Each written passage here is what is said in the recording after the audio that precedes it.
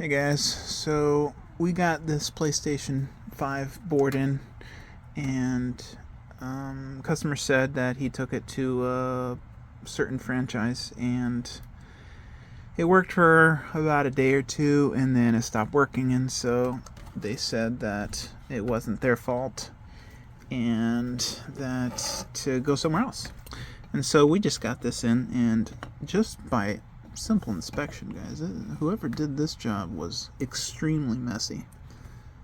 I don't even know why there's solder there. It doesn't make sense at all.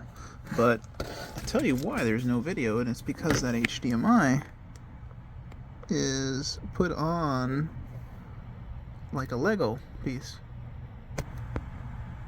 And not the good Lego kind either, like the Mega Blocks, the ones that don't work. Look at that. So we're going to go ahead and switch this HDMI out for the customer and give them a good warranty. But don't just take your systems to anybody, guys. Just make sure it's a reputable shop. If you want, you can send your board in for repair, or send your whole PlayStation in, or bring it into our shop. Yeah, that's not going to work. Thank you, guys.